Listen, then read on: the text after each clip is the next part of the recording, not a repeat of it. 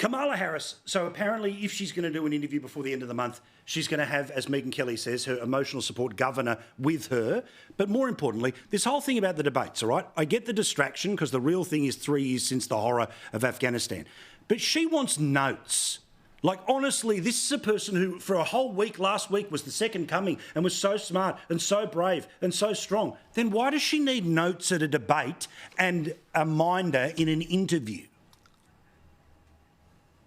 Well, truth is, of course, as soon as she's off script, on subjects like economics, she just flaps and flounders around because she clearly hasn't got a blooming clue. Now, the rules of these debates were, of course, between Biden and Trump. All the Trump team are saying is the same rules should apply.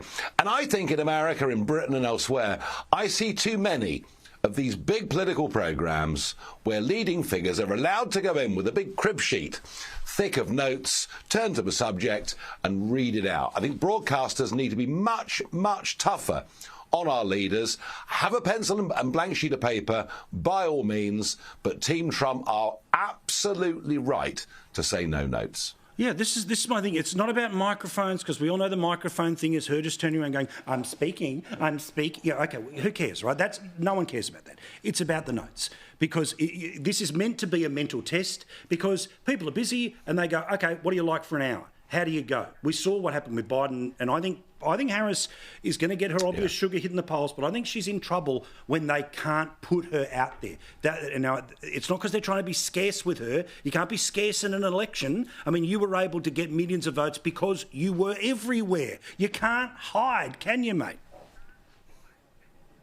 No, I mean, Biden got away with it in 2020 because of the pandemic. They sort of locked him in his bunker in Delaware and used the pandemic as cover. No, I mean, look, she has not given a single major press conference, a single major television or radio interview. She gets up on stage, she reads off an autocue, and as soon as she goes off that, she is literally clueless. And so the point about not having notes is, you're testing mental acuity, yes, but you're also testing instinct.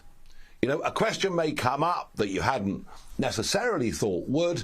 It's how do you instinctively deal with that? And so often with politicians like Kamala Harris, one senses there isn't that much instinct there. The job is all about reaching, a title, position, rank, respectability. It's more about that than what the person actually believes in. So this debate on the 10th of September, it is crucial. We need to see these two people head to head. And I'm sure, after negotiations, I'm sure it will happen. But she can't be allowed to go in with a crib sheet. By the way, in fairness, a couple of weeks ago we were talking about the need for Trump to tighten up. Well done to any and everyone who's making some of the decisions around him. The RFK endorsement, incredible. It moves votes, it moves states, hence why they're all going crazy at the moment trying to push back. Secondly, the tighter use of language is better. But today he was invited by families to lay a wreath on the 3rd anniversary of the horrors of 13 people being killed as they just cut and run from Afghanistan. Then he goes to a Vietnamese restaurant. Then he goes to the National Guard and gives a speech where Tulsi Gabbard backs him in. Like, this bloke's working for it. That's the guy who can win. Yeah, I mean, Trump is a workaholic. He is extraordinary. You know those big rallies where he gets up and he speaks for 80, 90 minutes? At the end of that last campaign in 2020, I think the day before the election, he did 4 or 5 of those massive speeches all over America. I mean, you're right. He's working for it. He's going for it.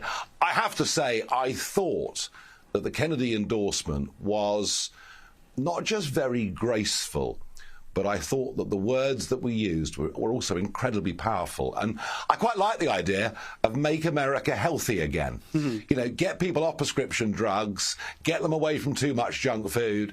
I thought all of that was, OK, you can say that Kennedy's a bit out there, but I just felt it was a very, very powerful endorsement. And it's not that the wheels are coming off, Kamala.